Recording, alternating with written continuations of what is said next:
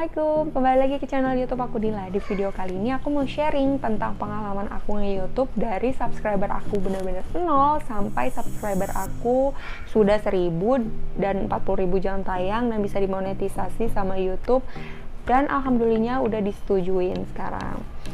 Itu tuh buat aku hal yang gak mudah, dan mungkin buat sebagian orang itu adalah hal yang mudah, tapi kalau buat aku itu butuh waktu dan butuh kesabaran ya.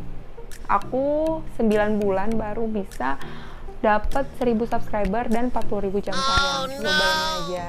Nah, memang awal-awalnya aku nge-YouTube itu kayak semangat banget, kayak wah, kalau gimana ya kalau bisa menghasilkan uang dari YouTube. Tapi setelah aku tahu untuk jadi partner YouTube itu ada syarat-syaratnya. Nah, itu aku udah mulai ngedown tuh. Aku udah ada syarat-syaratnya. Apa sih syaratnya? Aku kan harus cari tahu kan. Ternyata syaratnya itu adalah 40.000 jam tayang dan 1000 subscriber. Terus aku cari tahu gimana sih caranya untuk mendapatkan 1000 subscriber dan 40.000 jam tayang. Terus aku cari tahu lagi video apa aja yang mungkin banyak orang yang tonton. Terus pokoknya aku cari tahu itu semua. Terus juga aku belajar gimana caranya edit, aku belajar gimana caranya ngomong di kamera itu nggak belibet-belibet. Pokoknya banyak banget yang harus aku pelajarin. Dan aku itu nggak mau kayak ada pembenaran di dalam diri aku kayak, oh itu susah, aku gaptek, aku nggak bisa itu semua. Aku nggak mau kayak gitu. Jadi aku dalam diri aku bilang aku pasti bisa gitu kan. Dan sekarang ini aku udah disetujui monetisasi. Banyak banget kalau yang bilang kalau nungguin monetisasi itu ada yang sebulan, ada yang 2 minggu, ada yang berbulan-bulan dan harus kirim email gitu. Udah mencapai syarat monetisasi, akhirnya aku ngajuin kan.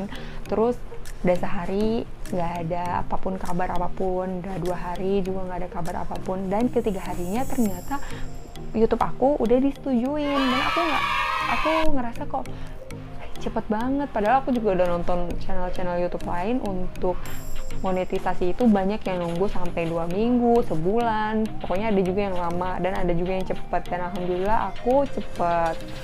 Nah, itu dia kadang bikin kita down untuk nge-YouTube gitu, kayak bilang kayak ngerasa udah males nge-YouTube gitu. Kalau dilihat di YouTube tuh banyak banget ya jalan pintas untuk cepet dimonetisasi sama YouTube, dan itu kayaknya menggiurkan banget tuh.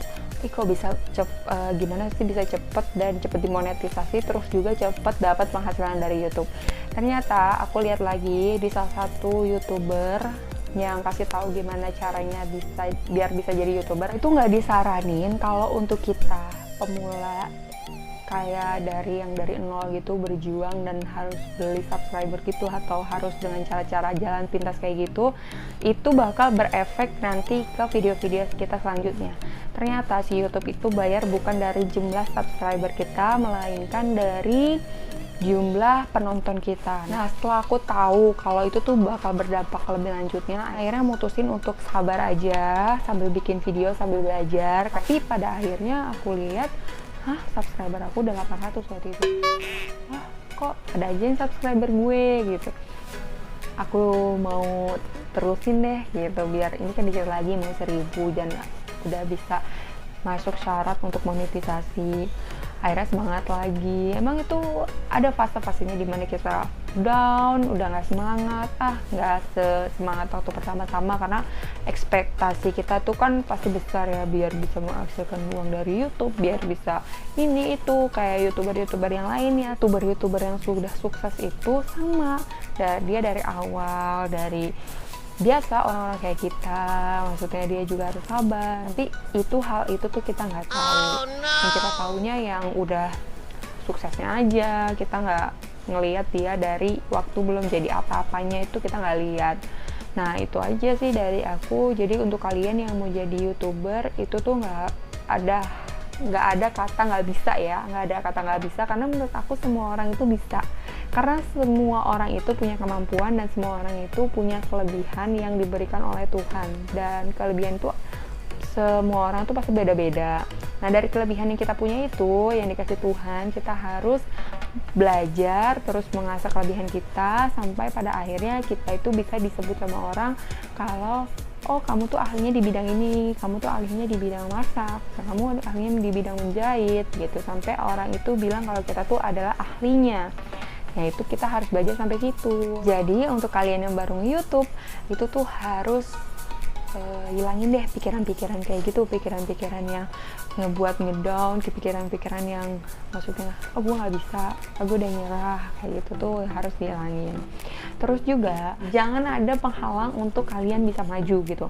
Misalnya kalian tuh mau nge-YouTube nggak punya kamera, kalian tuh mau nge-YouTube nggak punya laptop buat ngedit, kalian tuh nge-YouTube nggak punya biaya, misalnya mau jadi beauty vlogger itu harus beli make up dulu.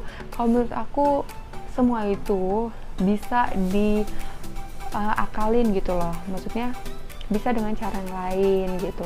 Jadi dengan cara yang kita punya, awal-awal aku nge-YouTube aku kan bikin amplop sama aku nge-review softland. Nah softlandnya itu yang aku mau pakai pas hari aku pernikahan, jadi aku beli softland, ya udah aku sekalian mau review tapi itu nggak aku kasih reviewnya, cuman kayak video softlandnya aja. Terus yang video aku kedua aku bikin video ampau, jadi waktu itu mau lebaran aku bikin ampau gitu, kayak kartu buat ampau lebaran, padahal itu aku gunain juga untuk bagi-bagiin ke saudara-saudara aku. Jadi aku tuh nggak mau beli, jadi mau bikin sendiri aja. Nah itu sekalian aja bikin video terus masukin ke YouTube, terus ada juga yang lihat.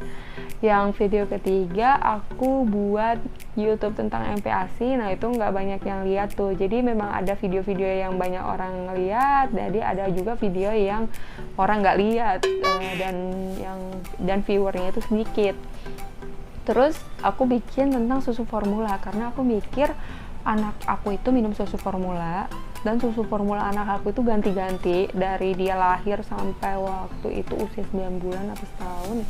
Itu aku ganti-ganti susu formula, aku cobain yang ini, cobain ini, ada yang cocok, ada yang enggak. Akhirnya aku sharing di YouTube, dan alhamdulillah ada juga yang lihat dari situ, alhamdulillah banyak juga yang lihat. Sampai terus aku bikin video tentang popok sekali pakai, karena anak aku itu pakai popok. Nah aku pikir, oh ya kenapa aku nggak review popok anak aku. Nah karena anak aku kan pakai popok setiap bulannya, jadi setiap bulan aku ganti-ganti merek popoknya.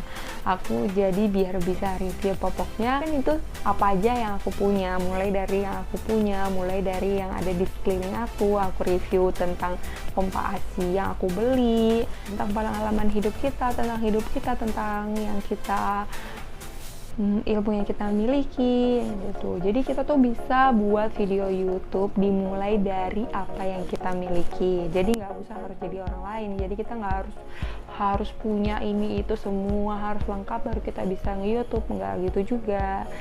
Jadi kita bisa mulai dari hal-hal kecil yang memang kita akan pakai atau yang memang kita punya, terus mau kita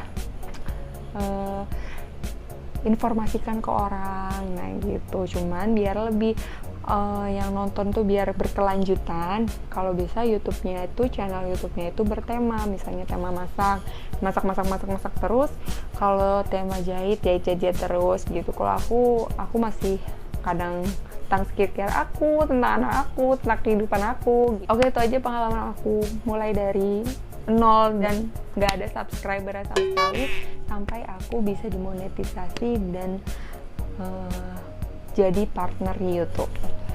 Oke, jangan lupa di like video aku yang ini dan jangan lupa di subscribe channel YouTube aku untuk tahu video-video aku selanjutnya. Thanks for watching, bye bye.